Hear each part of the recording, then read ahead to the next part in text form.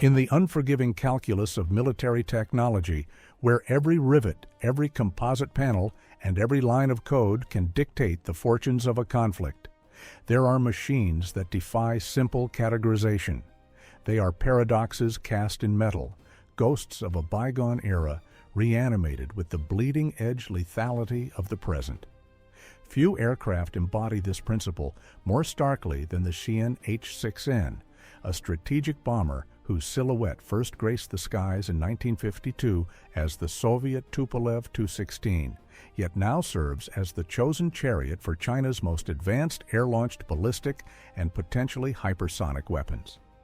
This is not merely an upgrade, it is a profound reincarnation. The story of the H-6N is one of strategic patience, of engineering pragmatism born from decades of isolation, and of a doctrinal philosophy that values fielding a potent immediate threat over waiting for a perfect but perpetually delayed technological marvel. It represents a deliberate choice to adapt an ancient warrior for a new kind of war, creating a platform that is simultaneously obsolete and terrifyingly relevant. A testament to the idea that, in the great game of standoff warfare, the age of the airframe is secondary to the reach and velocity of the weapon it carries. The lineage of this remarkable machine begins not in the sprawling factories of the Xi'an Aircraft Industrial Corporation, XAC, but in the design bureaus of the Cold War Soviet Union. The Tupolev Tu-16, known to NATO as the Badger, was a quintessential first-generation jet bomber, a sleek, swept-wing design intended to deliver nuclear ordnance deep into Western Europe. In the spirit of socialist fraternity that defined the 1950s, the Soviet Union agreed to a technology transfer, delivering the first Tu-16s to China in 1958 and signing a license production agreement shortly thereafter. The first Chinese-assembled H-6, built from a Soviet-provided semi-knockdown kit, took flight in 1959, with the first fully indigenous airframe following in 1968 after a painstaking process of reverse engineering and industrial development. This initial period of cooperation was, however, fleeting. The Sino-Soviet split of the early 1960s plunged China into geopolitical isolation, severing its access to advanced Soviet military technology and forcing its engineers onto a path of reluctant self-reliance. For decades, the H-6 platform stagnated, a victim of political turmoil and technological blockade. XAC, unable to procure or design a successor, became masters of iteration, spinning off a veritable alphabet soup of variants for every conceivable role.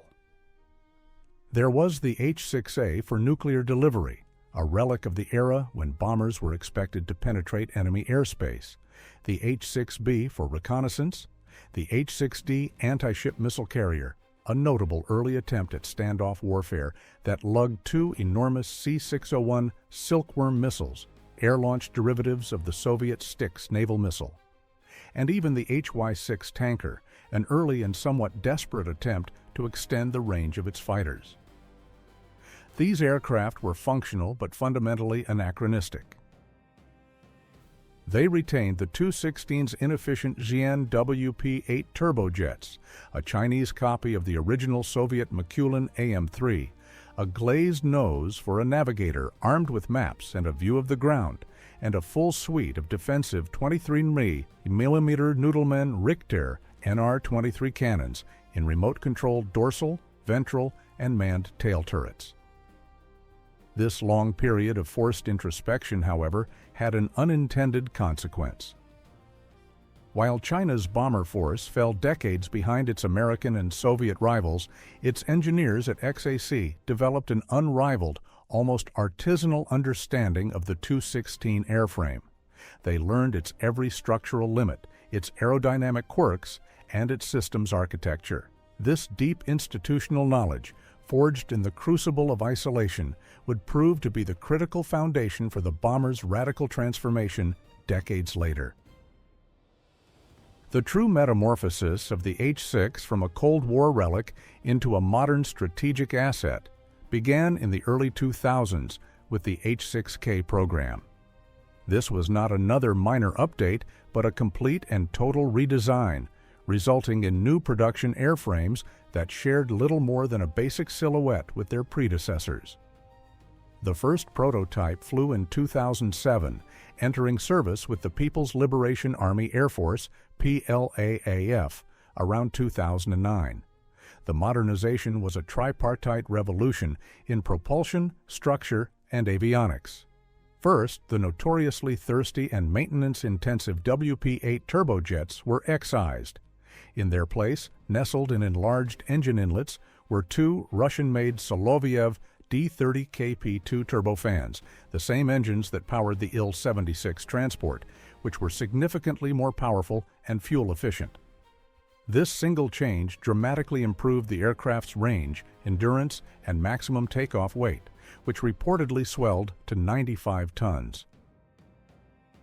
China would later produce a domestic copy of this engine, designated the WS-18, freeing the H-6K production line from reliance on Russian imports. Second, the airframe itself was substantially reinforced through the extensive use of lighter, stronger composite materials.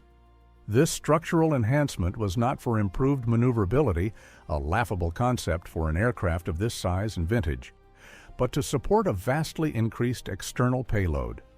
The wings were strengthened to accommodate 6 large underwing hardpoints, allowing the H-6K to carry a formidable arsenal of up to 12 tons of ordnance.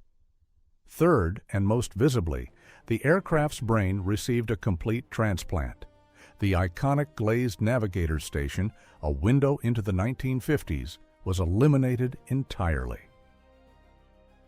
It was replaced by a solid, gracefully curved rudum housing a large aperture, modern search and attack radar.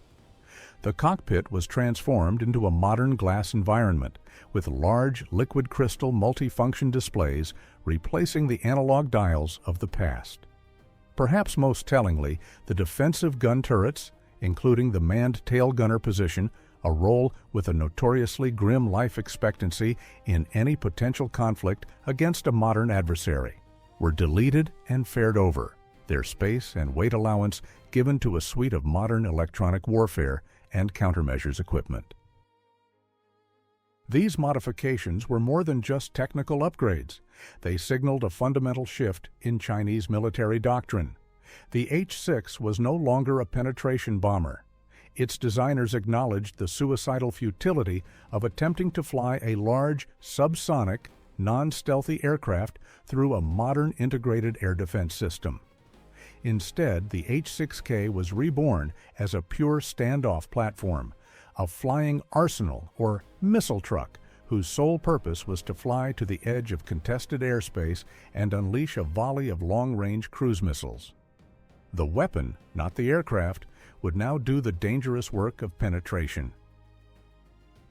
If the H-6K was the bomber's rebirth, the H-6N, first publicly unveiled at a parade in 2019, represents its ascension to a truly strategic platform. A direct derivative of the H-6K, the H-6N is defined by 2 critical and visually distinct modifications that fundamentally alter its operational calculus. The first is the addition of a prominent in-flight refueling IFR probe on its redesigned nose. This single feature transforms the H-6 from a regional actor into a trans-regional threat. While the H-6K's unrefueled combat radius is a respectable 3,500 kilometers, allowing it to comfortably operate within the first island chain, the H-6N's ability to take on fuel from tankers like the Y-20 dramatically extends its reach. With aerial refueling, the H-6N's operational range can be expanded significantly, potentially doubling its combat radius and enabling it to hold at risk targets deep into the second island chain, including critical U.S. military installations on Guam.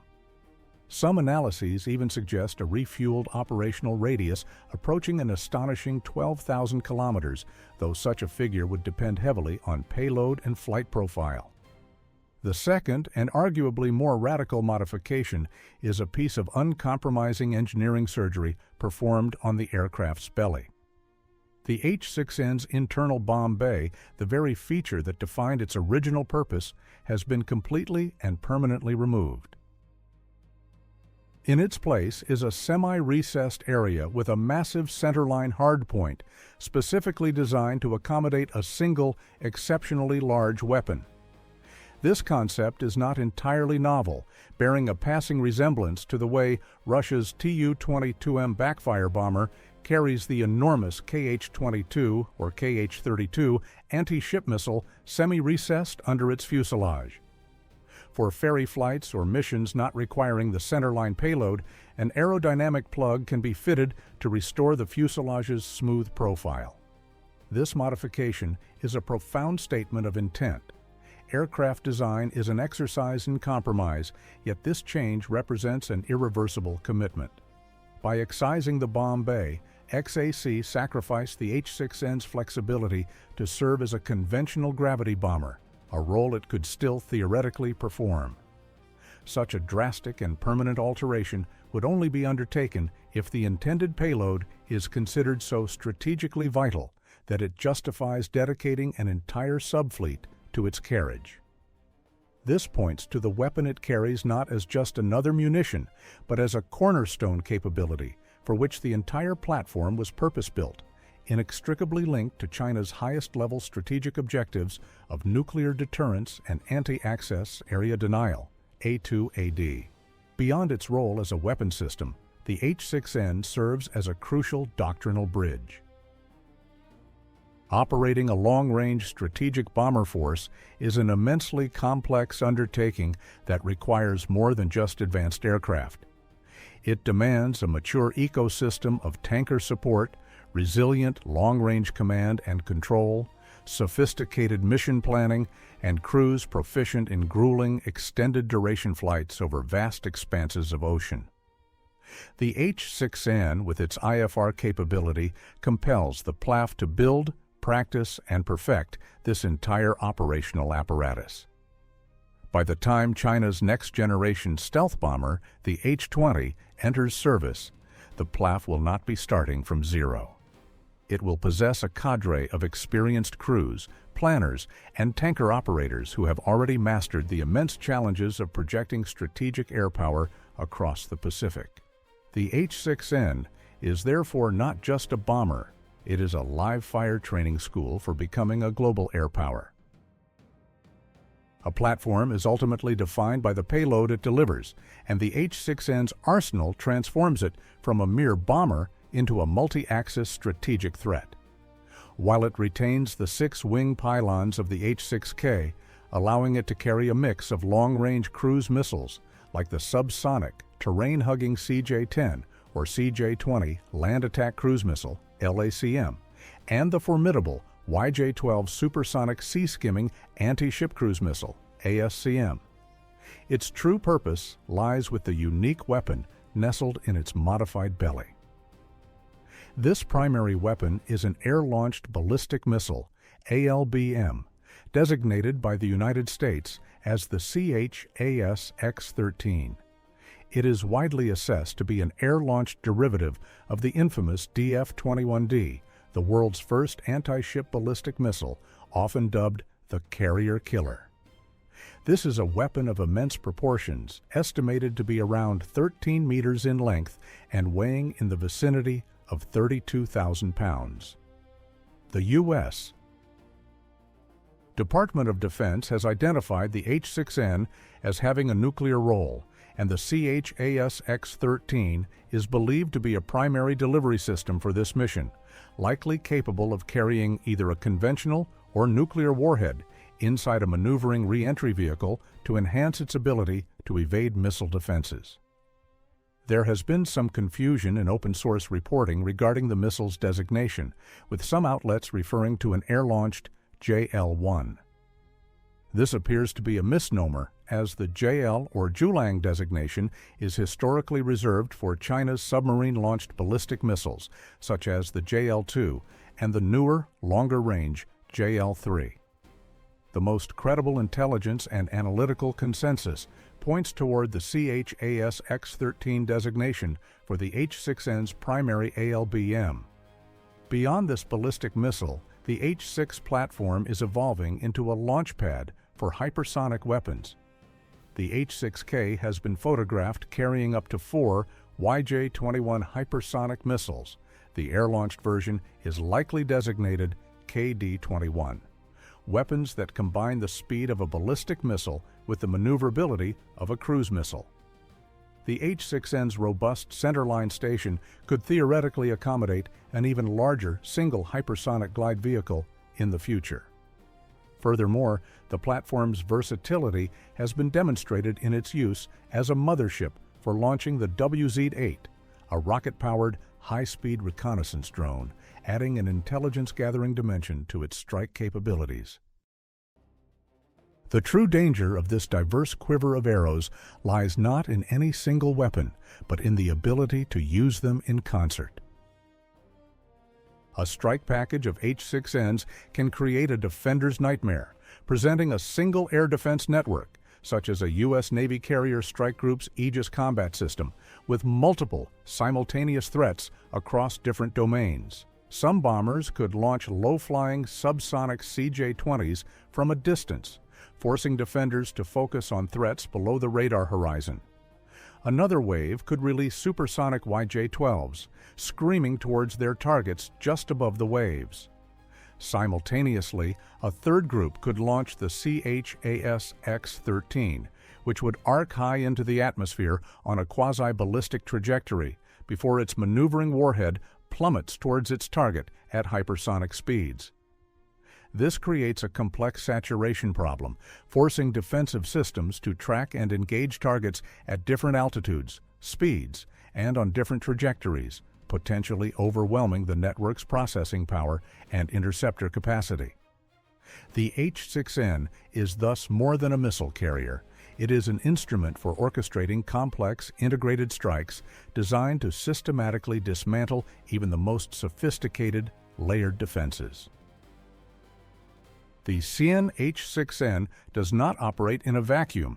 It is a member of an exclusive and rather geriatric club of Cold War-era strategic bombers kept relevant through relentless modernization.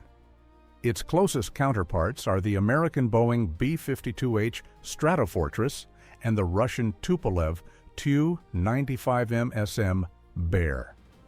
All three aircraft first flew in the early 1950s and have evolved from conventional gravity bombers into standoff missile platforms. Yet their divergent modernization paths reveal their respective nations' strategic priorities and industrial capacities.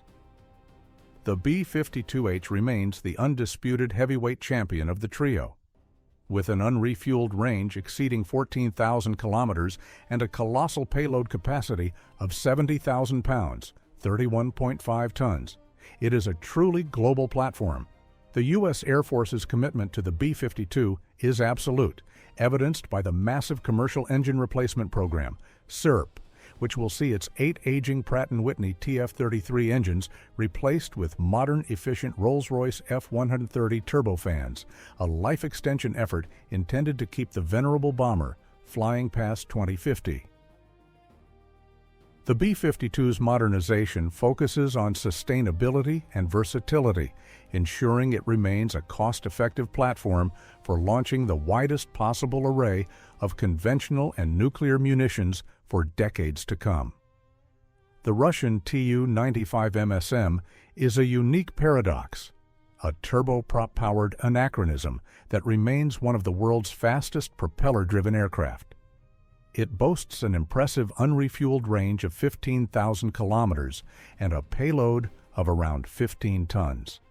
The latest MSM upgrade is a focused effort to enhance its core capability, adding 4 external hardpoints to carry 8 of Russia's newest and longest-ranged stealthy cruise missiles, the KH-101, and its nuclear-tipped KH-102 variant, alongside upgraded Kuznetsov NK-12 engines and new avionics. The Tu-95's modernization is an incremental enhancement of its primary role as a key leg of Russia's nuclear triad, likely constrained by budget, but sufficient to maintain its credibility. Against these giants, the H-6N is the lightest and shortest ranged. Its payload of approximately 12 tons and unrefueled combat radius of roughly 3,500 kilometers place it in a different weight class. However, its modernization has been the most radical and specialized. While the B-52 and Tu-95 were adapted to carry new missiles, the H-6N was fundamentally re-engineered for a single niche purpose: the carriage of a massive air-launched ballistic missile. This reflects a fundamentally different strategic calculus. The U.S. modernizes the B-52 for sustained global multi-mission power projection. Russia upgrades the Tu-95 to keep its established nuclear deterrent viable. China has rebuilt the H-6N to solve a specific asymmetric problem: how to threaten and hold at risk high-value U.S. naval assets in the Western Pacific, creating a brand new capability that did not previously exist in its arsenal. Ultimately, the H-6N's impressive capabilities on paper must be weighed against the harsh realities of modern warfare. In any high-intensity conflict, the bomber would not operate as a lone raider, but as the lethal tip of a vast, networked system of systems. Its effectiveness as a standoff platform, particularly against mobile maritime targets like an aircraft carrier, is entirely contingent upon a complex and fragile kill chain. This chain begins with a network of intelligence, surveillance, and reconnaissance (ISR) assets, satellites, over-the-horizon radar, surveillance drones, and maritime patrol aircraft that must first find and identify the target. This targeting data must then be relayed securely and in near real time to the bomber crew, who may be hundreds or thousands of kilometers away. For missions at extreme range, the H-6N would depend on aerial tankers like the Y-20 to provide the fuel necessary to reach its launch point. This network is both the bomber's greatest strength and its most profound vulnerability. The H-6 itself is a large, slow, non-stealthy aircraft that would be highly vulnerable to modern fighters and air defenses if it were ever forced to operate without the protection of extreme standoff distance. Its critical enablers, especially the large and unstealthy tanker aircraft, are high-value, low-density assets that would be among an adversary's top priorities to neutralize in the opening hours of a conflict. The most likely operational scenario for the H-6N is in a conflict over Taiwan, where the PLAF has extensively rehearsed its operations through regular flights that circumnavigate the island. In such a conflict, fleets of H-6Ns would not attempt to penetrate Taiwan's airspace. Instead, they would patrol at the outer edges of their A2AD bubble, launching volleys of cruise and ballistic missiles to suppress key airfields, command centers, and port facilities, while simultaneously posing a credible threat to any U.S. naval forces attempting to intervene. A single regiment of H-6s could launch over 100 missiles against a carrier strike group, creating a saturation attack of immense scale. This operational concept creates a daunting strategic dilemma for any potential adversary. To directly engage the H-6N is to fly into the teeth of a dense, layered air defense network. The more logical approach is to attack not the bomber, but its network. Blinding the ISR satellites, jamming the crucial data links, destroying the tankers, or disrupting the command and control nodes would render the H-6N's advanced missiles useless. The bomber, for all its modernization, would be a dragon without eyes, a claw unable to strike. The existence of the H-6N thus fundamentally shifts the nature of a potential conflict, moving it beyond a tactical contest of fighters and bombers into a strategic multi-domain struggle for information superiority and logistical dominance. The bomber itself is merely the most visible part of a very long and potentially very fragile spear.